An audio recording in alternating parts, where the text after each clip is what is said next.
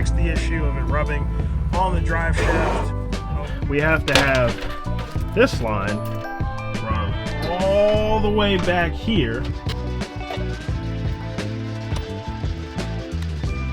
With this thing for probably like 2 hours trying to get it out. So use this. It came out. Follow me here. On mine, that comes back from the hydro. It'll tee off into this little tee here, and then I wasn't actually planning on making a video today. I actually came out and filmed that renewable lubricants video that you can see on my Instagram. If you don't follow me on Instagram, go follow me. I make decent content over there too, but if you don't know who I am, I'm Kruddykarl. I make decent content here, so make sure you hit that subscribe button. But I've had these tow arms from FDF for a few months just sitting in my room. So I said, you know what? Today I'm gonna install these tow arms because that's easy. And then I have the hydro somewhere in here, and I have the brakes, I have the calipers, all that jazz. So I said to myself, I was like, you know what? Maybe we'll install this today. So I think that's what we're gonna do today. So doing tow arms in this car is pretty easy actually. You just have this nut here, and then you have that nut back there, nut and bolt, nut here. Loosen those, wham bam, thank you ma'am. Separated, put in your new tow arm. So I'm gonna do it on this side, and I'm gonna do it on the other side. I don't really think there's a need to film all of this. I'll just film some of this one side just because I've done it on Samantha already. You guys have seen that. So if you haven't seen that video, go check it out. But I'm gonna do this, and then we will work on getting the dual caliper setup done. So yeah.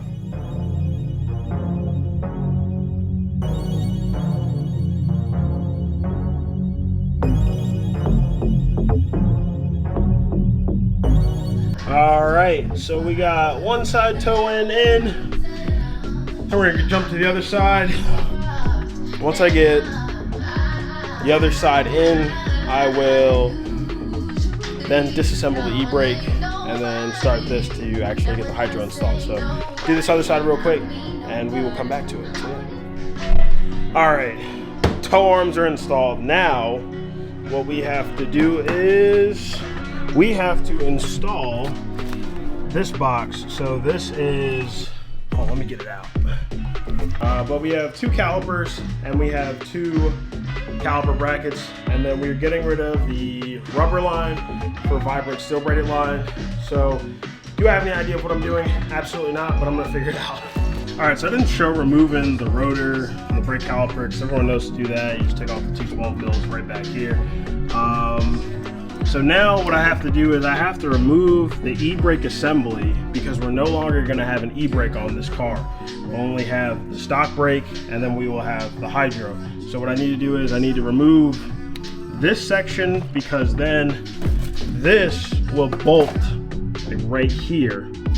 So what I need to do is just remove this. So let me do that. And once I figure it out, I'll explain it. Because I may or may not know how to, so.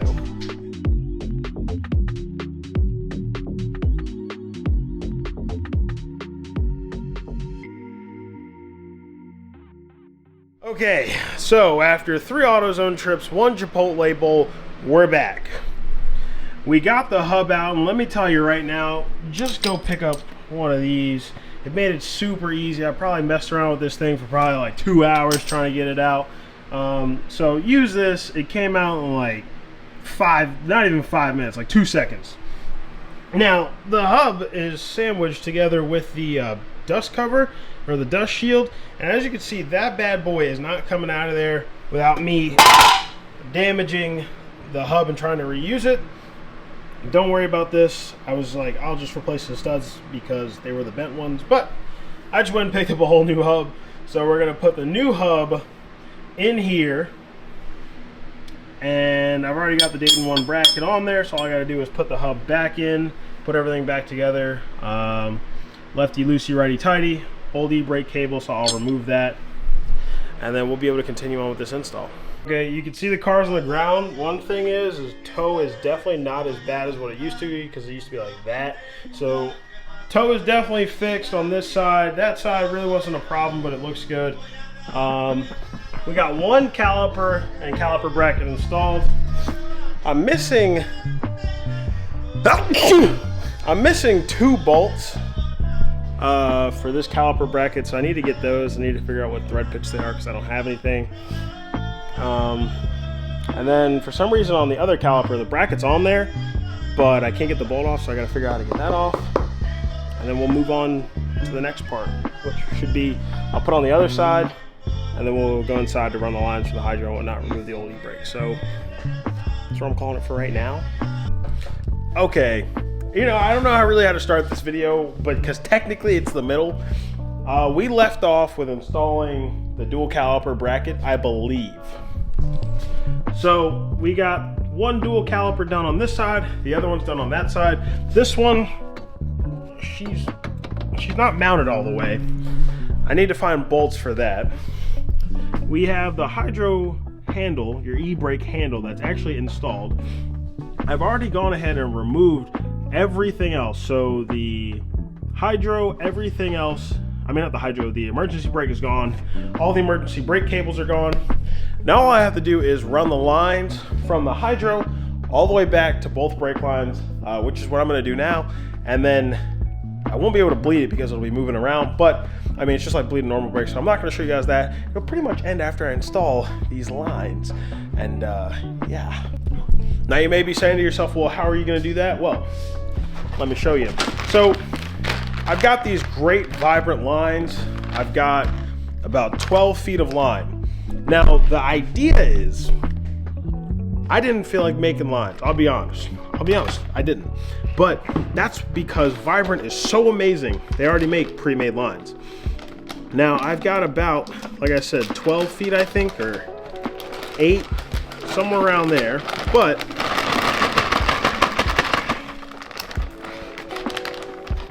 hold on. Yeah, comes with pre-made lines, so I'll have one line that comes back from the hydro, right?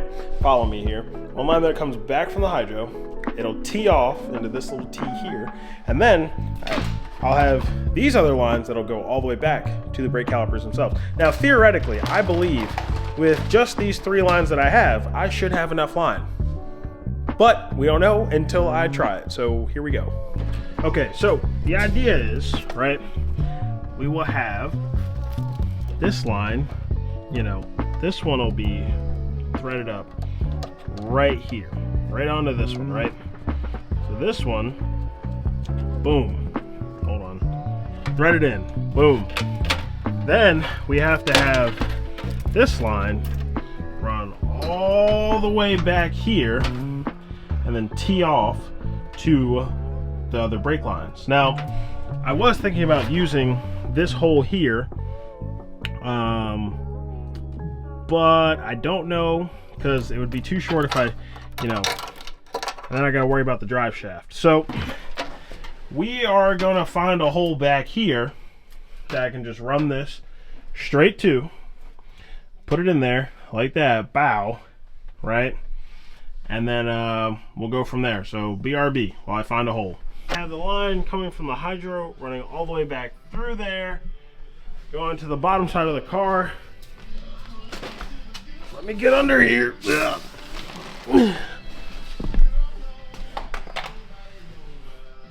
So then I have one brake line that runs around. I have the brake line. I have the brake line routed all the way around on top of the fuel tank. That's crucial on both sides. And then I have the one line that's coming from the hydro inside, routed up to the T, and I have the other line wrapped around on top of the fuel tank going to the other caliper. So now what I need to do is, I have the caliper over here that I need caliper bolts for so that I can lock it into the caliper bracket. Once I have it in the bracket, then I can fill the system up with brake fluid and then start the bleeding process. But it's going pretty good, so I'm not actually going to end the video here. I guess I'll show you guys the bleeding process because I got to get bolts for that. So yeah. Okay, I got to film this on my phone because my GoPro died, and it'd be easier to hold my phone than my camera. But let me just get this out the way. hopping in Lexi here. As you can see, we're already rolling back because we don't have a working e-brake, but that's okay. Don't worry, steering wheel's getting changed out soon, but she starts up just fine. Everything's good. Do we have a sick check engine light? Yes. Yes. But I also think that's just because I have a bunch of sensors and things unplugged back there, but that's okay because it's all right. Now, power steering issue right there, I think that's because my alternator is trying to tell me it needs help, but we're not going to worry about that right now because, you know, once we start driving, we have power steering. Don't worry about that noise. We're still dealing with the same rubbing issues we were before, but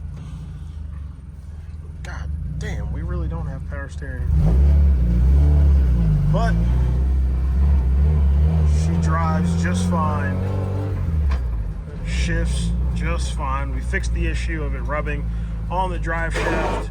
Oh, that's the rear, don't worry. We fixed the issue of it rubbing on the drive shaft, so that's good. But she drives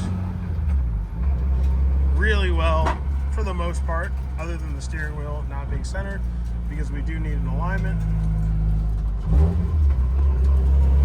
But she's working really, really good. As you can see, speed sensors not plugged in because we don't have speed there, but that's okay.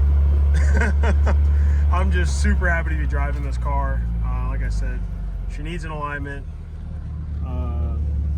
but she still runs just like she did before, obviously with a few caveats of little things, check engine lights, noises, other things like that. But I think once we get her dialed in, like with an alignment, probably going to change out the alternator,